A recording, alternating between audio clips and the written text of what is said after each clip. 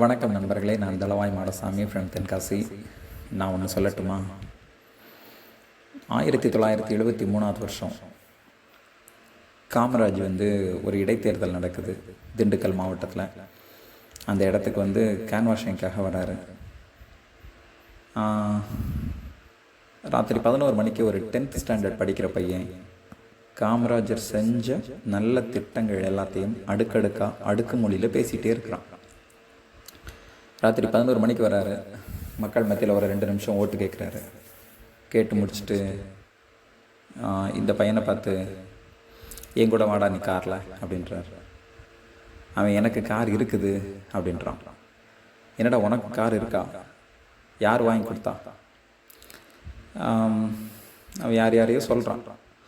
அவன் காமராஜ் சொல்கிறாரு, இந்த அரசியல் கட்சிக்கார பையக ஒன்றையும் கெடுத்துட்டானா, சரி உன் காரை பின்னால் வர சொல்லி என் காரில் ஏறி வா அப்படின்றார். அப்போது சரின்னு சொல்லிட்டு ஏறி போகிறான். ரொம்ப பவ்யமாக அமைதியாக பயந்த முகத்தோட காமராஜுக்கு பக்கத்தில் உட்காந்துருக்கான் அந்த பையன்.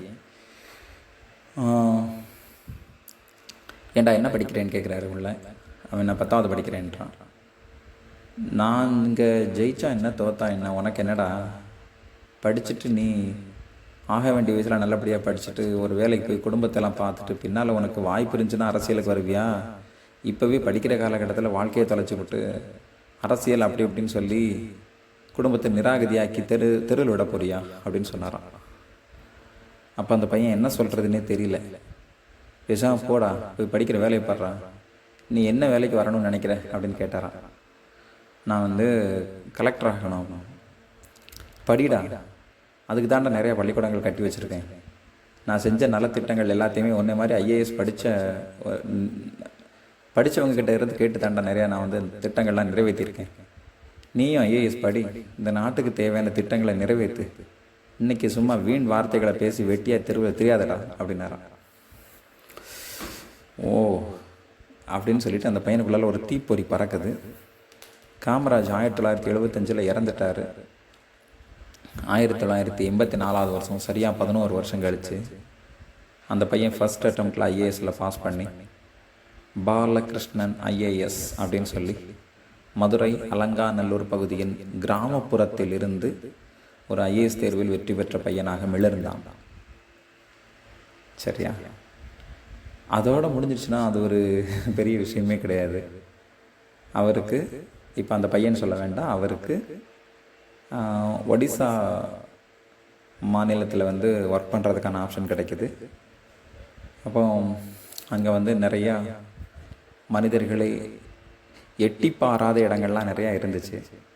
அந்த இடங்களெல்லாம் கண்டுபிடிச்சி அவர் போய் அங்கே ரோடு போட்டு அங்கே உள்ள சின்ன பிள்ளைங்க படிக்கிறதுக்கு ஸ்கூல்லாம் ஸ்டார்ட் பண்ணி அது மாதிரி நல்ல திட்டங்கள் நிறையா நிறைவேற்றிக்கிட்டே இருக்கிறார். அப்போ இது மாதிரி ஒரு நல்ல கலெக்டர் அழகாக ஒர்க் பண்ணிக்கிட்டு இருக்காரு அப்படின்றது பொதுவாக எல்லா இடங்களுக்கும் தெரிஞ்சிருக்கு. இன்றைக்கி நம்ம இறையன்பு சாரை தெரியுது. மிஸ்டர் சகாயம் சார் கொஞ்சம் அவசரப்பட்டுட்டாரோன்னு தான் தோணுச்சு. வாலண்டரி ரிட்டையர்மெண்ட் கொடுத்துட்டு போயிட்டார். சரி, ஏதோ இருக்கிறவங்க இன்னும் நல்லது பண்ணுவாங்கன்னு நம்ம நம்புவோம். ஸோ அது மாதிரி மிஸ்டர் பாலகிருஷ்ணன் ஐஏஎஸ் அவங்களுக்கும் ஒரு நல்ல பேர் கிடச்சிட்டு இருந்துச்சு. அந்த டைமில் காஷ்மீர் மாநிலத்தில் எலெக்ஷன் வந்தது. அந்த எலெக்ஷனை கண்டக்ட் பண்ணுறதுக்காக ஒரு நல்ல கேண்டிடேட், ஸ்ட்ரெயிட் ஃபார்வர்டான கேண்டிடேட் யாருன்னு சொல்லிட்டு கவர்மெண்ட் சர்ச் பண்ணிகிட்டு இருக்கிறப்போ பாலகிருஷ்ணன் ஐஏஎஸ்னுடைய பேர் அங்கே ரெஃபர் பண்ணுறாங்க. சரி, அப்போ அந்த எலெக்ஷனை நீங்கள் தான் நடத்தி முடிக்கணும், வாங்க அப்படின்னு கூப்பிட்றாங்க. ஒரு ஃப்ளைட்டில் ஏறி போகும்போது கான்ஷியஸ் இழந்துட்டார், மயக்கம் கீழே வந்துட்டார். என்னன்னு சொல்லி பார்த்தா கேன்சர். அவருக்கு ஒரு நல்ல ட்ரீட்மெண்ட்டு நல்ல வெல்நோன் ஹாஸ்பிட்டலில் கிடைக்கிது, குணமாயிடுறாரு. அப்போது எனக்கு கிடைச்ச நல்ல ட்ரீட்மெண்ட்டு இந்த ஒடிசா மாநிலத்தில் இருக்கக்கூடிய எல்லாருக்கும் கிடைக்கணுமே. யாருக்குங்க அந்த எண்ணம் வருது? சரியா?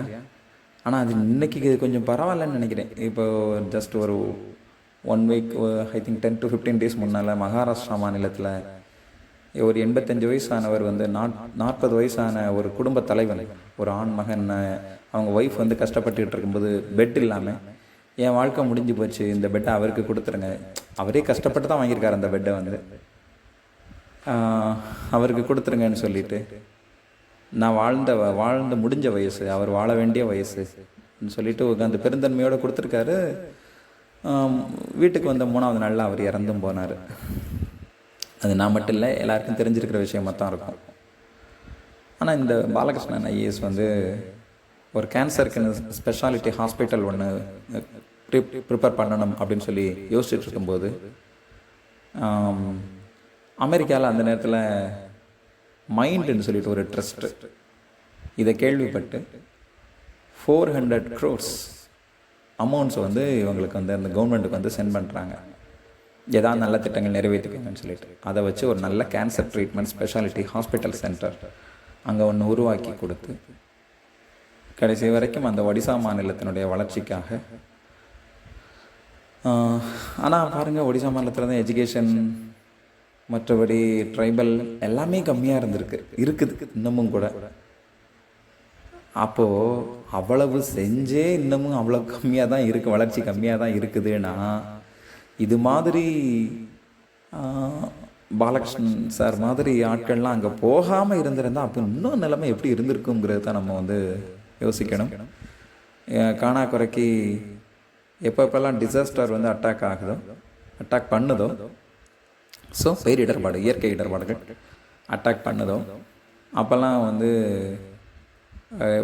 ஒரு வருஷத்தில் கிட்டத்தட்ட 70% வந்து ஒரு பாதிப்பு வருது அப்படின்னு சொன்னால் அது ஒடிசா மாநிலத்துக்கு தான் வரும். அது கிட்டத்தட்ட எல்லாருக்கும் தெரிஞ்சது தான். சைக்ளான்லாம் வந்ததுன்னா முதல்ல அங்கே தான் அடிக்கும். அது நான் கூட பல நேரங்களில் நினைப்பேன், இந்த ஒரிசாவில் இருக்கவங்கலாம் பாவம் பண்ணியிருப்பானோன்னு யோசித்தேன். என்ன காரணமோ தெரியல, சும்மா ஒரு ஜோக்குக்காக நினைக்கிறாரு. ஸோ இதில் நம்ம தெரிஞ்சுக்க வேண்டிய விஷயம் என்னென்னா, கிடைச்ச சான்ஸை நல்லபடியாக பயன்படுத்திக்கிட்டார். ஒரு வார்த்தை வெல்லும், ஒரு வார்த்தை கொல்லும் அப்படின்னு சொல்லி எஸ்பி கலியமூர்த்தி சார் வந்து ஒரு டாக் கொடுத்துருப்பார். காமராஜரனுடைய ஒரு வார்த்தை பாலகிருஷ்ணன் ஐஏஎஸ் அவர்களை வெல்ல வைத்தது. சில நேரங்களில் நம்மை நோக்கியும் ஏதாவது ஒரு வகையில் ஒரு வார்த்தை வீசப்பட்டிருக்கலாம். அது வெல்ல வைத்ததா கொல்ல வைத்ததா நம் மனசாட்சி சொல்லும். மாணவர்களை நோக்கி, நல்ல மாணவர்களையும் தீய செயல்களை செய்து கொண்டிருக்கிற அல்லது அதில் ஈடுபட்டு கொண்டிருக்கிற மாணவர்களையும் நோக்கி நாம் ஒரு வார்த்தை வீசுவோம். அந்த வார்த்தை நல்ல வார்த்தையாக இருக்கும். ஒரு சின்ன ஸ்டோரி தான், சின்ன சம்பவம் தான். ஒரு பையன் வந்து சாயங்காலம் வந்து இங்கே போவான், எங்கே மலைக்கிட்ட போய் நின்றுக்கிட்டு ஹாய் எனிமி அப்படின்னு கத்துவான். ஸோ அங்கேயும் வந்து ரிஃப்ளெக்ட் ஆகும், ஹாய் எனிமின்ட்டு. அப்புறம் அவங்க டீச்சர் வந்து சொல்லுவாங்க, ஹாய் எனிமின்னு கத்தாத, ஹாய் ஃப்ரெண்டுன்னு கத்திப்பாரா அப்படிம்பாங்க. ஹாய் ஃப்ரெண்டுன்னு கத்துவான். அங்கேருந்து மறுபடியும் எக்கோ அடிக்கும், ஹாய் ஃப்ரெண்ட் அப்படின்னு ஒன்ஸ் அகைன் அந்த எக்கோ அடிக்கும் பார்த்துக்கோ. அதனால் நம்ம என்ன சொல்லிக் கொடுக்குறோமோ நடக்கும். ஒரு வார்த்தை நம்ம காலகட்டத்தில் வெல்லலை அப்படின்னு நம்ம நினச்சா கூட பின் ஏதோ ஒரு காலகட்டத்தில் அது வெல்லும். ஆனால் நிச்சயமாக கொல்லாமல் இருக்கும் அப்படின்னு நான் நினைக்கிறேன். நீங்கள் என்ன நினைக்கிறீங்க? Thank you friends.